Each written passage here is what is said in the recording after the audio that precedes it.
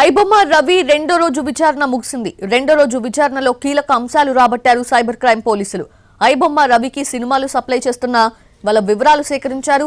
తమిళ, Hindi websites ద్వారా మూవీలను కొనుగోలు చేస్తున్నాడు ఐబొమ్మ రవి. మూవీ రూల్స్ అనే వెబ్సైట్ నుంచి పెద్ద ఎత్తున సినిమాలు కొనుగోలు చేసినట్లు గుర్తించారు. క్రిప్టో కరెన్సీ ద్వారా మూవీ రూల్స్ కి డబ్బులు పంపినట్లు నిర్ధారించారు.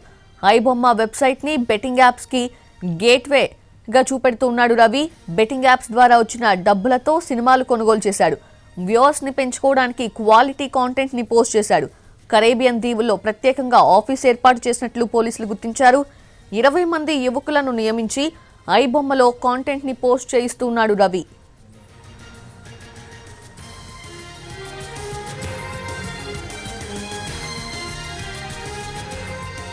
ఐబొమ్మ రవి రెండో రోజు విచారణ ముగిసింది. అయితే రెండో రోజు విచారణలో కీలక అంశాలు రాబట్టారు సైబర్ క్రైమ్ పోలీసులు. ఐబొమ్మ రవికి సినిమాలు సప్లై చేస్తున్న వాళ్ళ వివరాలు సేకరించారు. తమిళ, హిందీ వెబ్సైట్ల ద్వారా మూవీలను కొనుగోలు చేస్తూ ఉన్నాడు ఐబొమ్మ రవి. మూవీ రూల్స్ అనే వెబ్సైట్స్ నుంచి పెద్ద ఎత్తున సినిమాలు కొనుగోలు చేసినట్లు గుర్తించారు.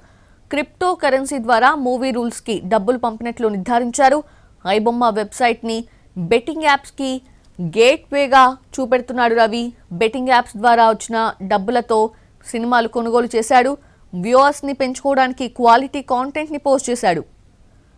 కరేబియన్ దీవుల్లో ప్రత్యేకంగా ఆఫీస్ కూడా ఏర్పాటు చేసినట్లు పోలీసులు గుర్తించారు. 20 మంది యువకులను నియమించి ఐబొమ్మలో కాంటెంట్ ని పోస్ట్ చేయిస్తున్నాడు రవి.